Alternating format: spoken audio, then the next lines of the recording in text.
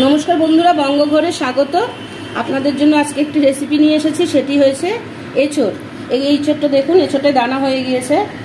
এই দানাটা বের করে নিয়েছি, আর এই যে মাংসটা আর কি, যেটা কাঁঠাল হয় ওটা বের করে নিয়েছি, আর পেছনে শুধু এই যে এটা নিয়েছি, আর সব ফেলে দিয়েছি।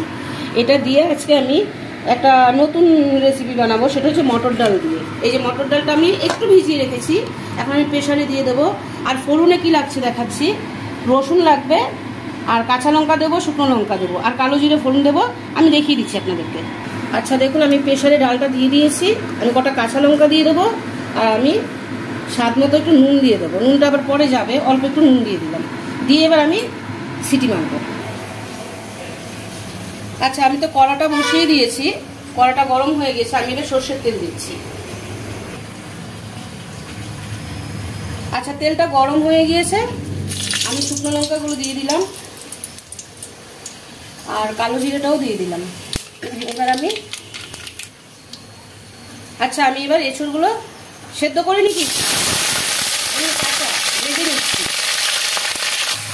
আচ্ছা, আমি এঁচোড়টা একটু ভেজে নেবো। আমি কিন্তু এঁচোড়টা সেদ্ধ করে নিই, কাঁচা এঁচোড়টাকেই ভাজছি। আচ্ছা, আমি একটুখানি নুন দিয়ে দিচ্ছি। ডালে তো নুন দিয়েছি, এখানে অল্প করে একটু নুন দিলাম ভাজার জন্য, আর একটু হলুদ দেবো। হলুদ দেবো, আর আমি কটা গোটা কাঁচা লঙ্কা দিয়ে দিচ্ছি। আমি পরে একটু লঙ্কা বাটা দেবো, একটুখানি আমি ভেজে নিই। আচ্ছা দেখুন, একটু এমনি এরকমভাবে ভেজে নিয়েছি। এগুলোকে এবার একটু নামিয়ে নেবো। আমি একটু নামিয়ে নিচ্ছি। আমি আর একটু তেল দিয়ে নিচ্ছি।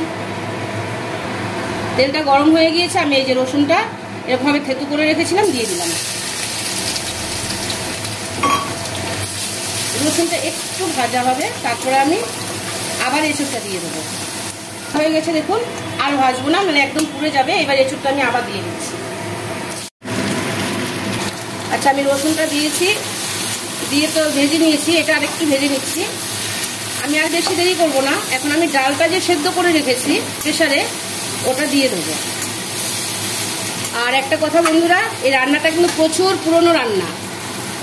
তো আমার দিদা রান্না করতো, আমার দিদার থেকে আমার বদ্দি শিখেছে, আর আমার বদ্দির থেকে আমি শিখেছি। আচ্ছা, আমি ডালটা দিয়ে দিয়েছি, দেখুন মটর ডাল সেদ্ধটা ঢেলে দিয়েছি। এবার এটাকে একটুখানি আমি রান্না করব। এই যে মটর ডাল দিয়ে এঁচোড় রেডি। কি ভাবছেন আপনারা? জানি না আগে কেউ রান্না করেছেন কিনা। এটা অবশ্যই করবেন প্লিজ। এই রান্নাটা করে একবার খেয়ে দেখুন কতটা সুন্দর এই রেসিপিটা। এখন শুধু একটু চিনি দেব, চিনি দিয়ে বন্ধ করে দেবো। মটর ডাল তো এমনিতেই টেনে যাবে, একটু ঝোল ঝোল থাকলে ভালো লাগে ভাত দিয়ে মেখে খেতে। ঠিক আছে বন্ধুরা, আজকের মতো এই অবধি। নমস্কার।